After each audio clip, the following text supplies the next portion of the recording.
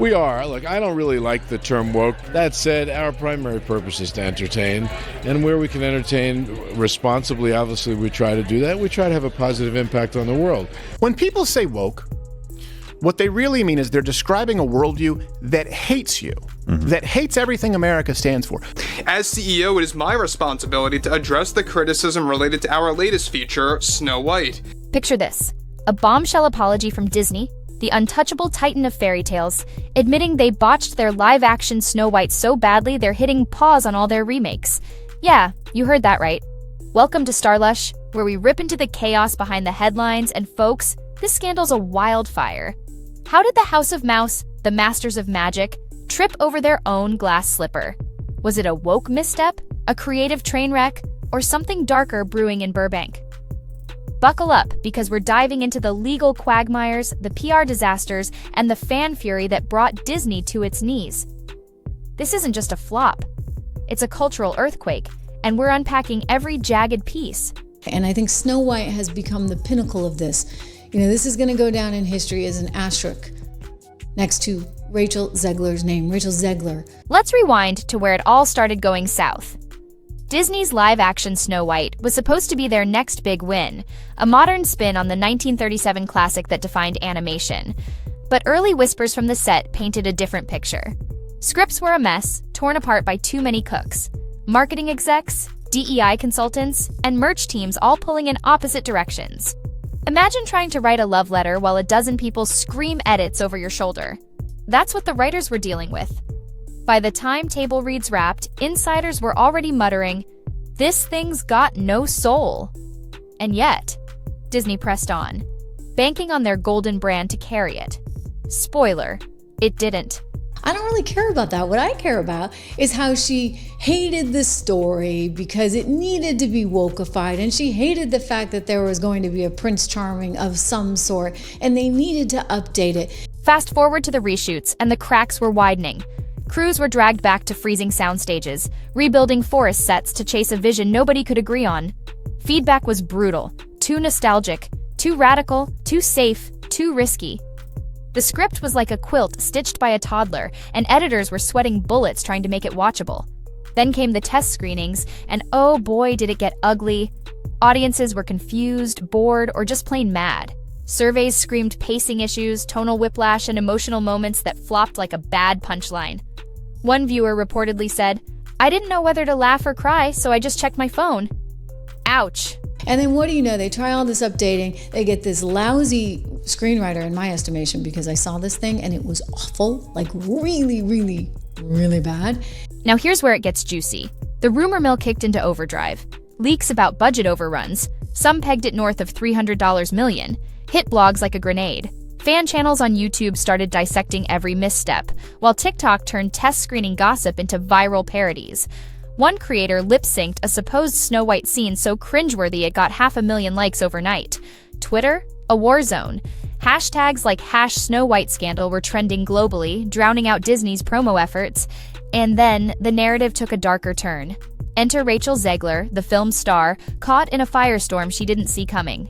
And there was no tension, there was no drama, there was like nothing in that set. All it was an empty movie. Zegler, young and fiery, was out there hyping the film as a bold reimagining. She called Snow White a leader, not a damsel, and pushed the modernized vibe hard. Fans who loved the update ate it up, but traditionalists?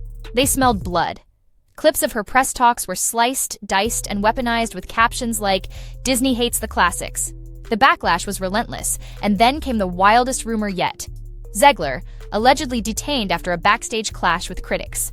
No proof, no police report, just pure internet chaos. Doctored screenshots fueled the fire, and suddenly she was either a hero standing her ground or the poster child for Disney's arrogance. The truth? Nobody cared about the truth anymore. The story was too good. So Disney is another company that's been in hot water. They've been in a downward spiral. By now, Disney's crisis dashboard was flashing red across the board. Brand sentiment tanked, especially among their core family audience, your average mom and dad who just wanted a fun movie night. Boycott calls were gaining steam, and YouTube analysts were dropping hour-long takedowns, ripping into plot holes and woke agendas. Disney's stock took a hit, and Bob Iger, the big boss, was in late-night huddles with his top dogs. Legal, PR, finance, you name it. The question wasn't just, can we fix this movie?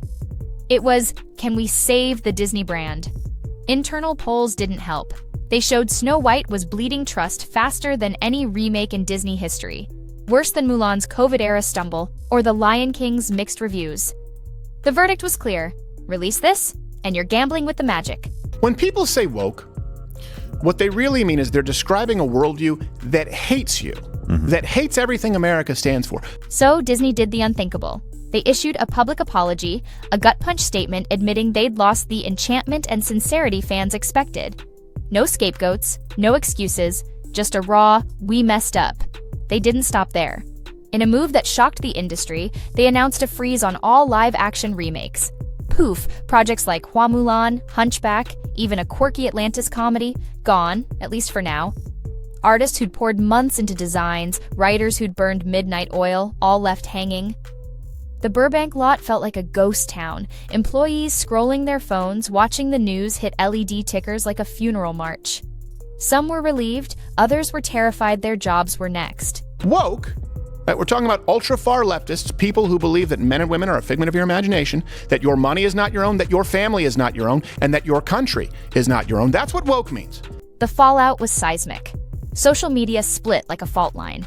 Nostalgia purists cheered, shouting that Disney finally got the memo, don't mess with the classics. Progressives groaned, arguing the pause killed chances to diversify old tales. But a quieter group saw a silver lining. Maybe this meant Disney would pivot to original stories, not just rehashing the past. The apology itself? A rare beast.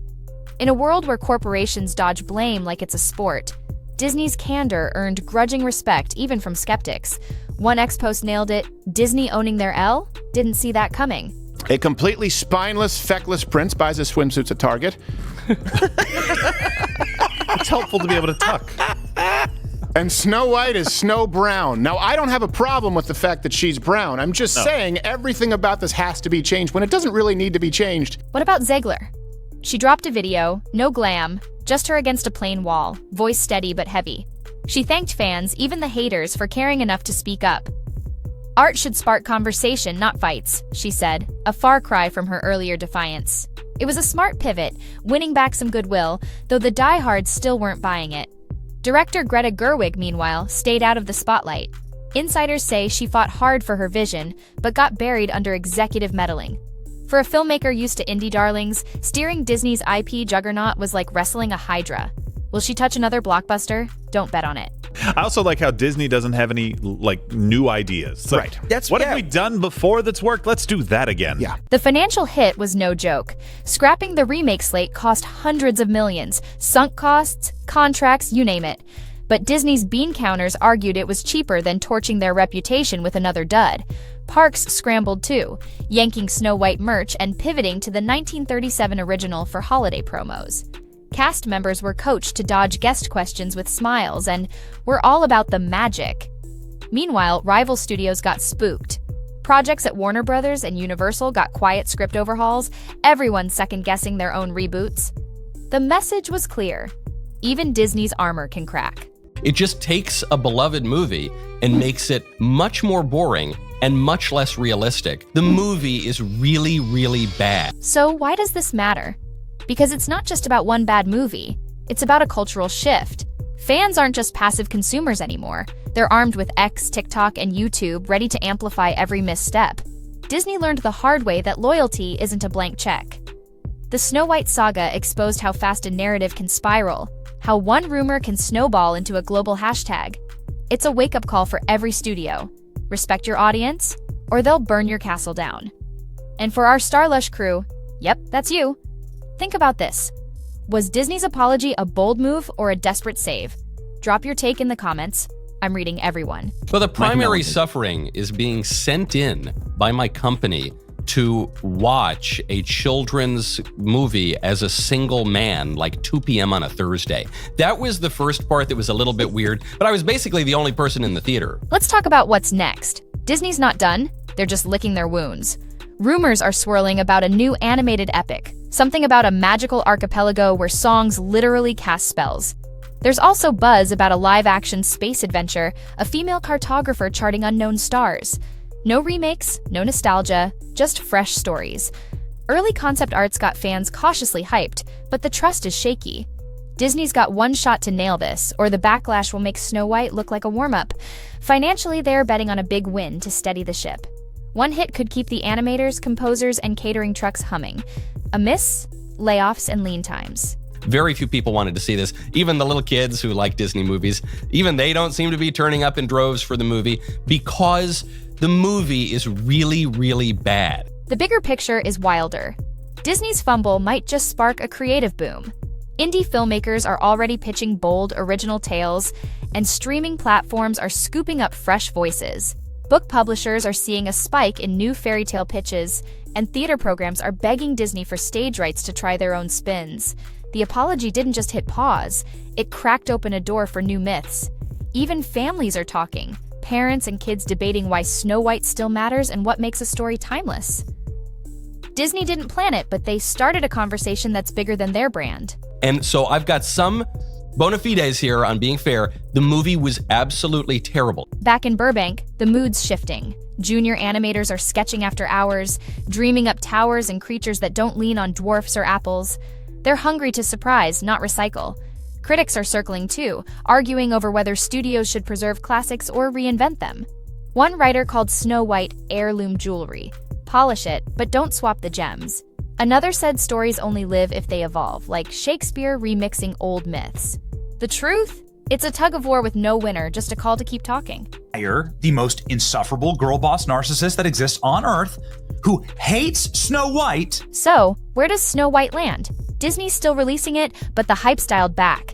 They're banking on lush visuals and music to win over skeptics, maybe in limited markets first. If it bombs, it'll find a home on Disney+, where cult classics often get a second life.